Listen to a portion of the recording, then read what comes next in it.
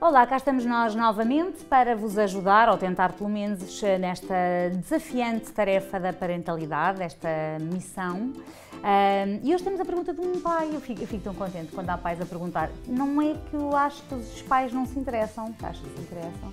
Perguntam menos. Porquê que será que perguntam menos? Porque as mães perguntam mais. Falam muito. Falam mais. Exatamente. Então, a pergunta é do Rui Andrade e é: o meu filho de 2 anos e meio não diz nada e todos os meus sobrinhos e filhos de amigos com a mesma idade falam pelos cotovelos. Devo preocupar-me? Se não diz nada, deve preocupar-se, sim. A gente não sabe se ele não diz nada ou se ele... A linguagem é muito... A linguagem tem alguns marcos que todas as crianças têm que passar por eles, desde começarem a dizer as primeiras sílabas, depois as primeiras palavras, depois começar a juntar palavras, a dizer frases, e todas as crianças passam por estas marcas em intervalos mais ou menos variáveis, depende um bocadinho de criança para criança. Agora, há determinadas idades em que a criança tem que ter atingido um determinado patamar, não é? E se não atingiu esse patamar, tem que se investigar o porquê. Só aos 2 anos e meio não diz nada, se isso for verdade, é claro que temos um problema. Não há uma palavra, não é? Aí temos um problema, temos que investigar. Muitas vezes os pais dizem não diz nada, mas depois quando vamos começar a esmiuçar, até dizem bastantes coisas. Exato. Não dizem como eles gostariam de dizer, chamam nomes a umas coisas que não são o nome correto, mas que para aquela criança tem aquele significado, e portanto é aquela linguagem que é própria de cada um, de cada criança. Portanto, a primeira coisa a saber é um especialista, falar com a criança e perceber o que é que a criança efetivamente diz e não diz. E depois, a partir daí, saber se há um problema ou não há um problema. Na maior parte dos casos, não há. Há um atraso em relação àquilo que é a média, mas ainda está dentro daquilo que é aceitável.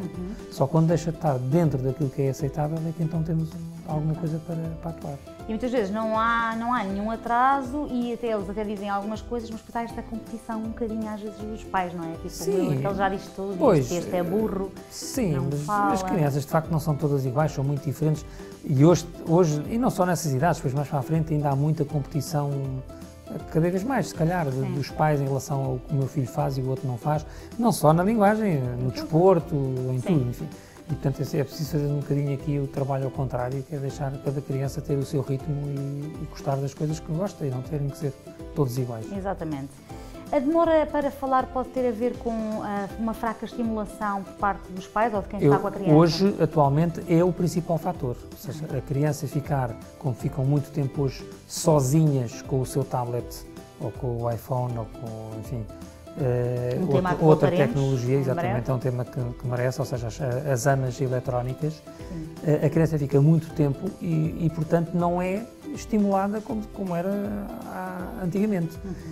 E depois vai-se perdendo também um bocadinho a questão da história à noite, antes da criança adormecer, os pais contarem uma história e apontarem para os objetos e a criança ter que dizer o nome, etc. Enfim, aquele ritual do deitar que era muito do tempo dos nossos pais e que atualmente tem vindo a cair em desuso, e isso sem dúvida que tem repercussões, porque a criança não sendo estimulada, é como em tudo, não é? A criança não sendo estimulada acaba por, se não usa, não aprende. Não é? No caso da linguagem, há um sem número de questões que podem acontecer. Há aqueles que são os chamados sopinhas de massa, não é? Que falam assim. Os que têm outro tipo de particularidade na fala, não dizem os L's, não dizem os R's, por aí fora.